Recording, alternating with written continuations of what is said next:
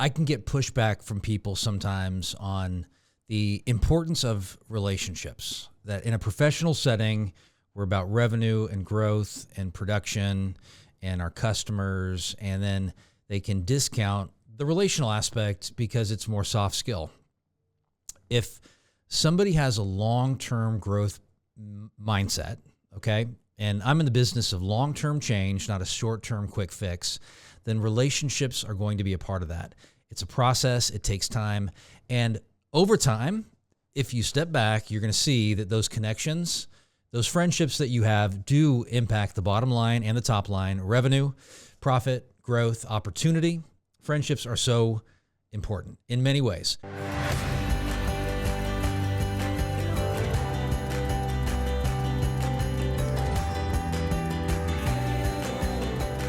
Today we're going to talk about how you can make friends even as an adult, and it's actually easier than you think. And why do you want to consider this? Because our friends, they make life better. We laugh, we see new opportunities, our perspective changes, we end up being challenged, we end up having fun, we end up meeting new people through those friendships. It makes life better. I want to invest in things that have long-term potential. Friendships are a part of that. Nothing is probably more important in life from a external perspective than developing heartfelt connections, people you trust, cohesiveness. So I'm your host, Adam Gragg. Welcome to the Decide Your Legacy podcast. I am a coach and a corporate development expert, and I am been a family therapist for a number of years.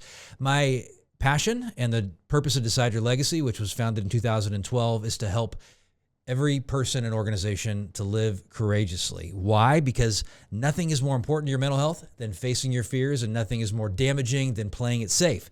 Every episode, I like to share one thing that I have done recently that is a fear that I have faced. And I'm going to share one thing about someone that is on the Decide Your Legacy team, Kelsey.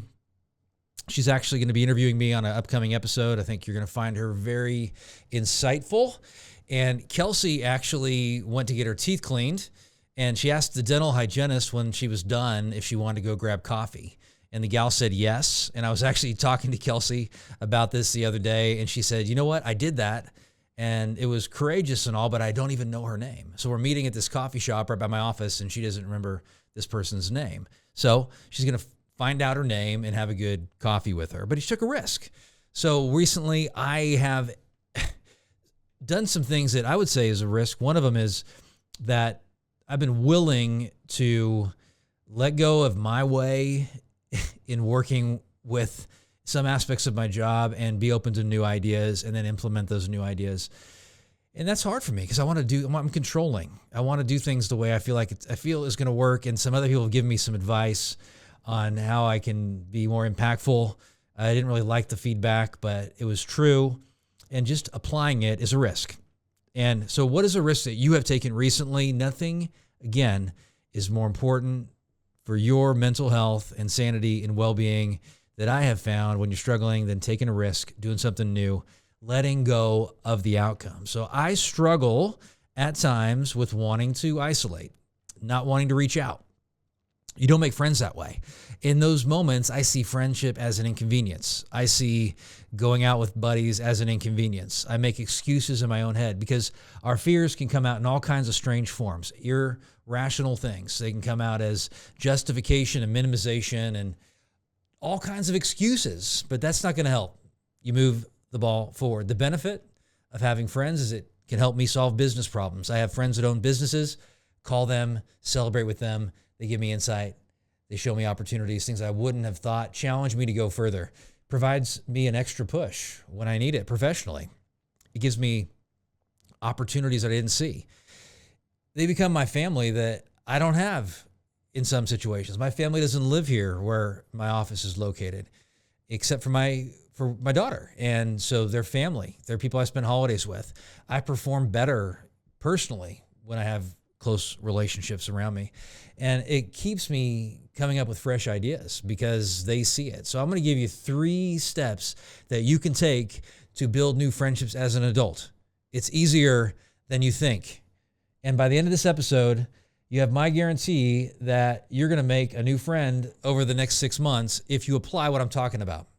It'll take intentionality. It'll take courage. It'll take hope, and it'll work if you do it. So I can't guarantee anything works in your life if you don't apply the tools you've gleaned. So while you go through this content, think about how you're going to apply this to your life. I'm going to give you simple, challenging things you can do, and you're going to be challenged to take action right away, which I always do as well. So the first action you can take is you can commit to being around people who have the potential to become your friends. People that are good people, and they're not always going to be good people that you're going to want to connect with when you expose yourself to being around people who could become your friends. But you're going to take a risk to put yourself in environments that you're not normally putting yourself in consistently.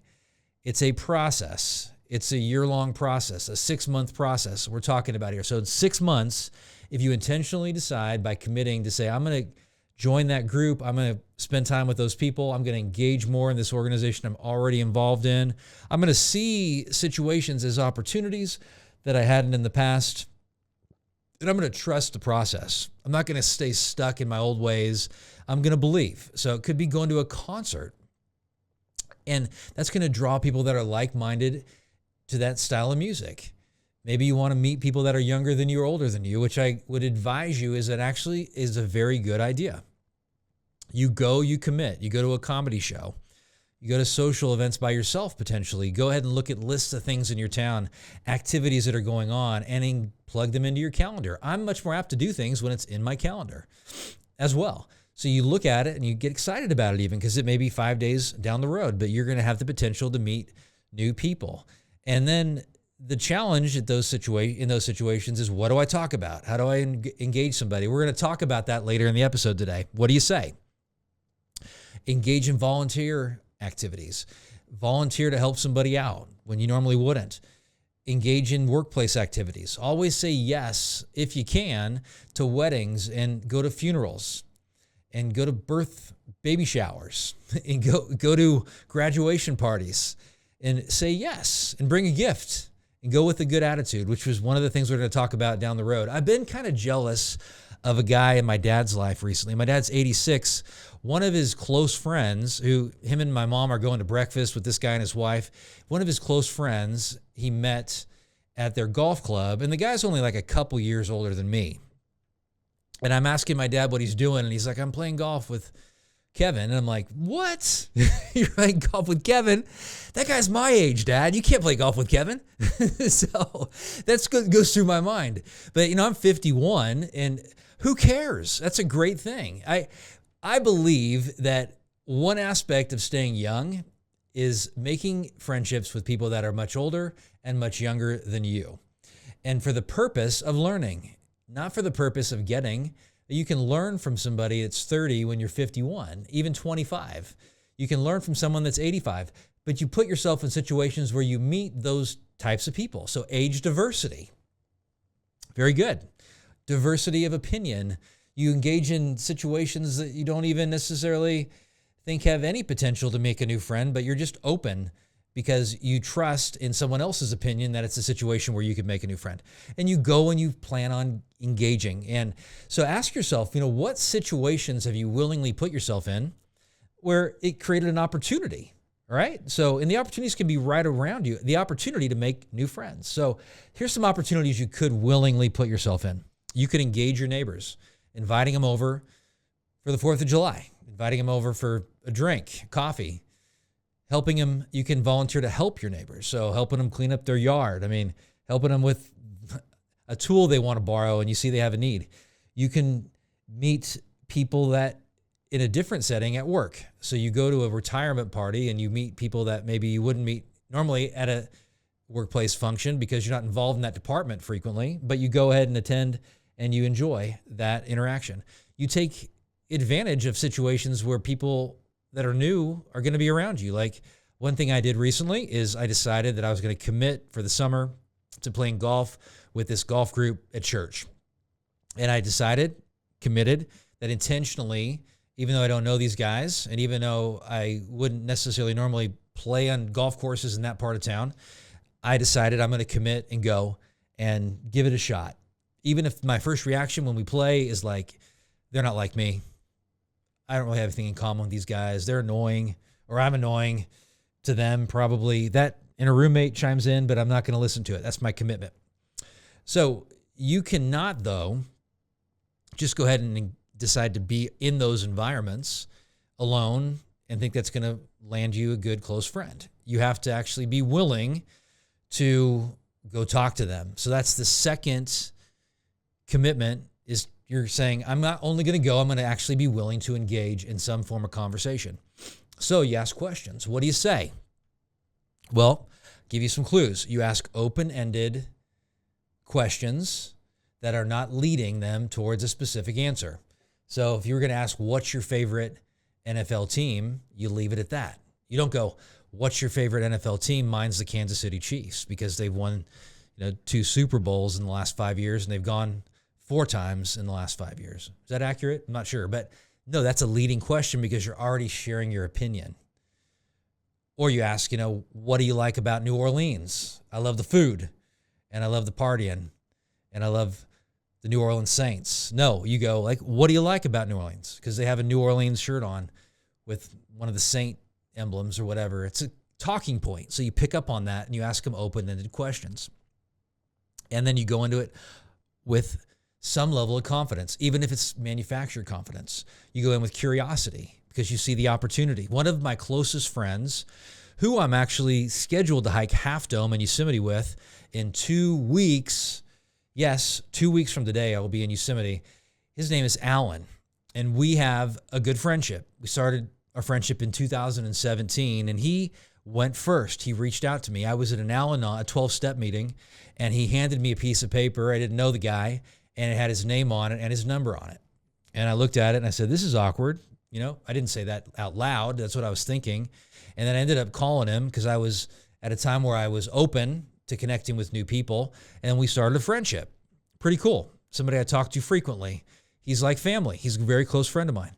Recently, I decided to reach out to a couple friends to play golf who I have never played golf with. One of those, I reached out to somebody today, and I'm just getting to know the guy, and he's a much better golfer than me, and I want to actually get something from playing golf with him because he can give me some good tips.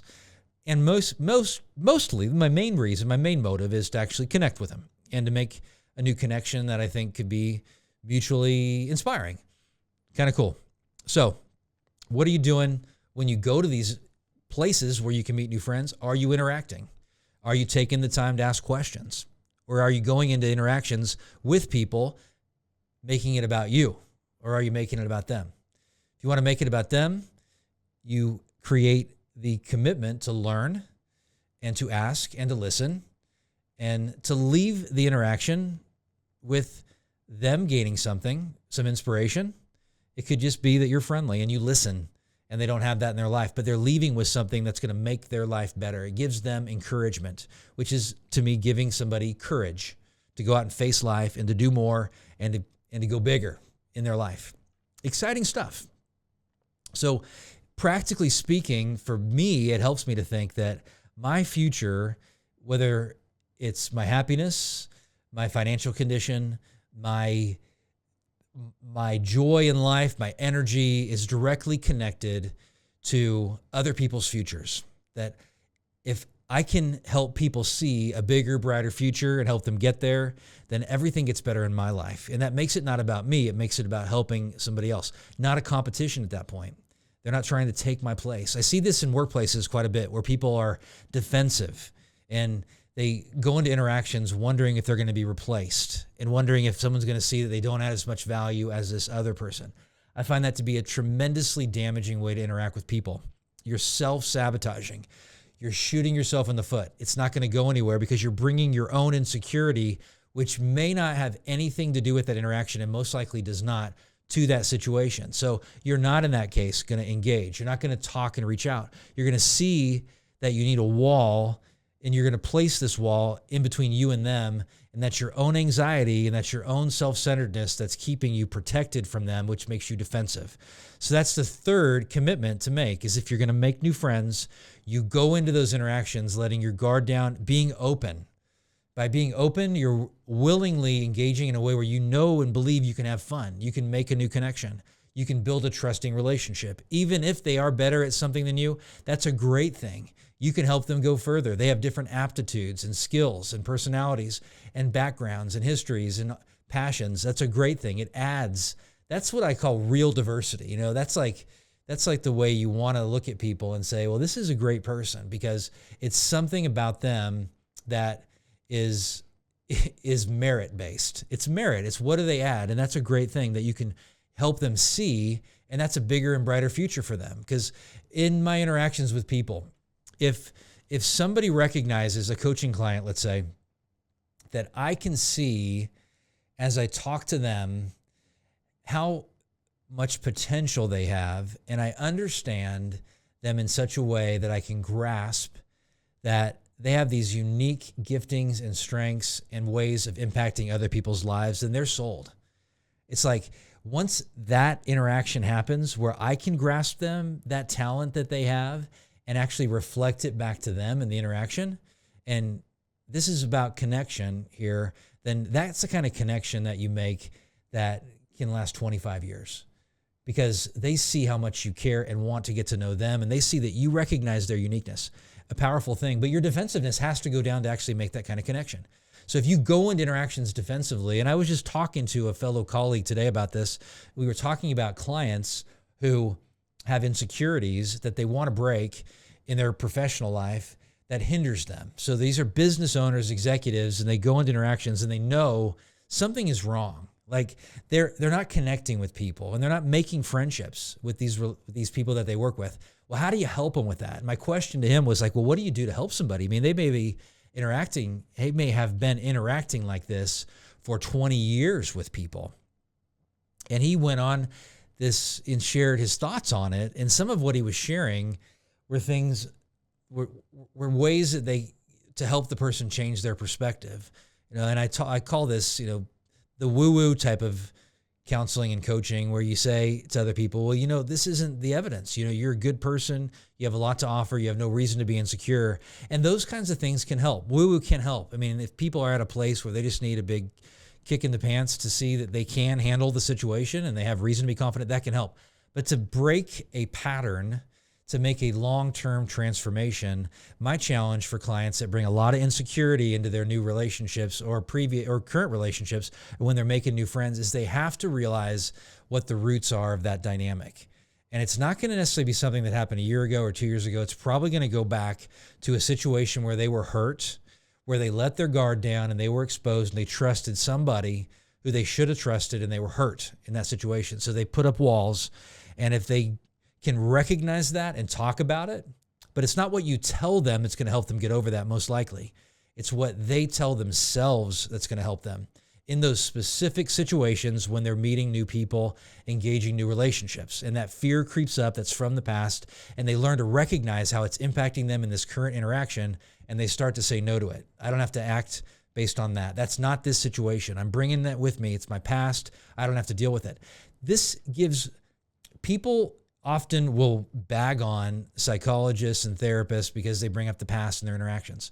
Well, why do they do that? I mean, a good coach is even going to bring up the past to help them recognize that it impacts their interactions today. So we got to find ways to let go of that crap in your life so you don't bring it with you into that next business deal or sales interaction or leadership experience. I mean, you're not bringing that stuff with you because that insecurity repulses people. I mean, the insecurity is your guardedness, and people have trouble trusting somebody that's insecure, that won't look at them and engage with them and get to know them, because that wall of anxiety is going to be perceived potentially by others as you have something to hide. There's something that you're not willing to show other people that you feel is not valuable or worthy or can add value. And that's not necessarily what you're not necessarily being untrustworthy, but it can be perceived that way by other people on the surface. That's one major reason why you want to let that guard down. Because if you're having a sales interaction, you're making it about you, you're all anxious, whatever, then that's going to be perceived by the other person as, well, how much value do they really believe they can add? If you're calm and collected, and you present well, and you present the facts, and you show them how you can help them on a journey that's going to give them a bigger, brighter, better future, then you're going to be able to sell it with confidence, and they're going to glean that confidence from you as well. And for you in sales, selling a product in business, you have something valuable to offer. You may have to remind yourself before you go into those interactions of what value you do bring. And it's the same thing in relationships. If you're going to make new friends, remember, if you're not a good friend and if you're flaky and you talk behind people's backs and you backstab and you know that, well, that's going to cause defensiveness because you are going to hide something. You got to go ahead and change that. Why are you behaving that way? I wouldn't trust you either. If your history is showing that all you do is damage friendships, well, deal with that even before you try to make new friends. Go in knowing that that's your tendency, and so you can let that go, because that defensiveness based on you being hurt again, maybe that's what contributes you to sabotaging all these other relationships with untrustworthy behavior. Figure it out, but you got to face it in order to deal with it. So you go in with an open mentality, and that means dealing with the anxiety. Anxiety feeds off of focus, of ambiguity, not defining the problem, not admitting that you're bringing your past with you, not admitting that you're insecure, not admitting that you have a lot of anxieties, interactions that can push people away. And then it means anxiety feeds off of focusing on the worst outcome. We got to focus on the most likely and the best. And anxiety feeds off of avoidance. So the longer you don't interact with people, when you go and put yourself around situations where you could make new friends, and you avoid and you listen to that inner roommate that's telling you it's going to go bad, the more problems you're going to have. And it's not good. It's not going to be fun. It's not going to help you make new friends. So practical things you can do to actually be open is, go into family interactions when you know it's been one way in the past, but you're going in with an open perspective and you're willing to lead interactions. You're willing to ask questions that you wouldn't normally ask. You're willing to play games you wouldn't normally engage in. You're willing to actually lead poker night with your family when you wouldn't, or playing Monopoly when you wouldn't, but you're doing something different. You're choosing to be a leader. You're choosing to ask questions.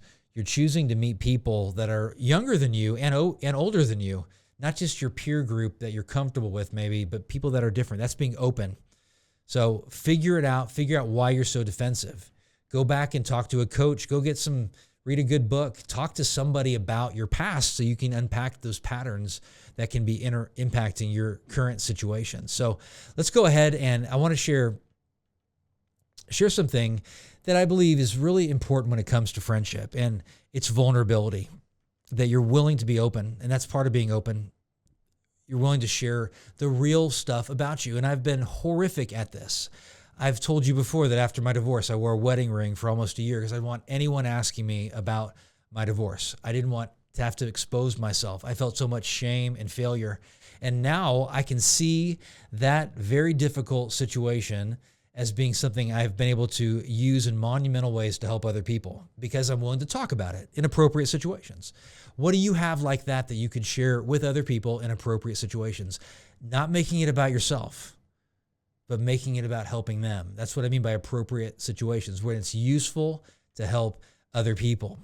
So one of the worst weeks of my life, I didn't know if I was going to get through it.